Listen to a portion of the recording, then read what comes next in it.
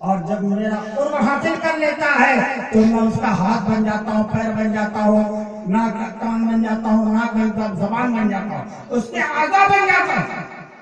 مفسرین کرام سوال یہ ہے کہ اللہ رب العزت کسی بندے کے اعضاء بننے سے پاک، پھر اس حدیث کا مقصد کیا ہے؟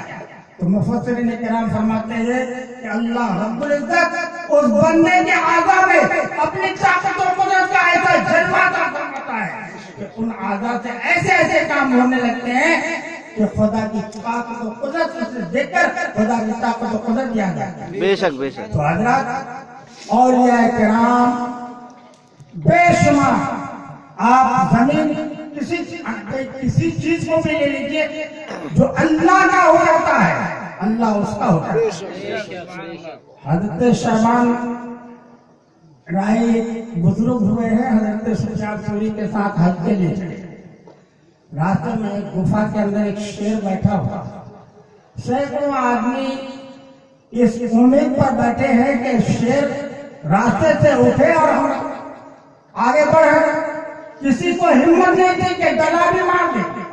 حضرت شعبان رائی گیا اور شیر کا کان پکڑ کے اٹھایا اور حضرت شعبان کو دم ہلاتے ہوئے ان کے ساتھ چلتا۔ تو اللہ والے کی طاقت بہت ہے، اور اگر اللہ والا کا ایک شیر کا واقعہ حضرت ابو الحسن خرقانی رضی اللہ تعالیٰ عنہ کا بھی تو واقعہ شیر کا ہے کہ شیر پہ بیٹھتے تھے۔ تو بہرحال بتانا مقصود یہ ہے کہ اولیاء اللہ کو بے پناہ اللہ رب العزت نے طاقت دی ہے۔ یہی وجہ ہے کہ اولیاء کرام سے وہ کام ہونے لگتے ہیں جسے دیکھ کر حیرت ہوتی ہے۔ سرکار غوث اعظم کا واقعہ ہے، ایک عورت آئی اور کہا حضور اب تک لا ولد ہوں، ایک اولاد چاہتے ہیں۔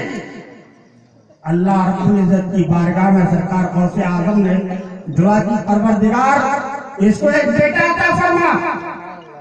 آواز آئی عبد القادر لوح محفوظ کو دیکھ، کوئی اولاد نہیں ہے۔ کہا کہ پروردگار دو بیٹا دے۔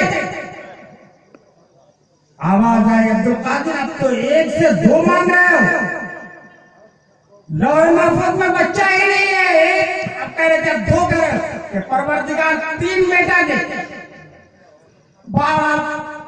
آواز آتی رہی، تعداد بڑھتی رہی، 7 بچے۔ میں یہ نہیں کہتا ہوں کہ معاذ اللہ سرکار غوث اعظم خدا پر حکومت کی، بلکہ خدا کی بارگاہ میں اس کی شان محبوبیت کی کہ خدا بند قدوس ان کے آرزو کو پوری فرمائے اور 7 بیٹا۔ سبحان اللہ۔ حضرات ایک عورت آئی اور آگے حضور اب تک لا ولد ہوں، دعا کیجئے کہ اولاد ہو جائے۔ سرکار نے فرمایا جاؤ بیٹا ہوگا۔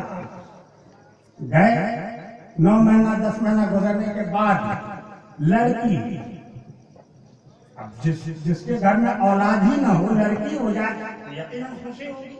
بے پناہ تحفے تحائف لے کر کے لڑکی کو لے کے غوث اعظم کی بارگاہ میں آئے۔ کہا حضور بچی بھی ہے، یہ نظرانہ قبول کی۔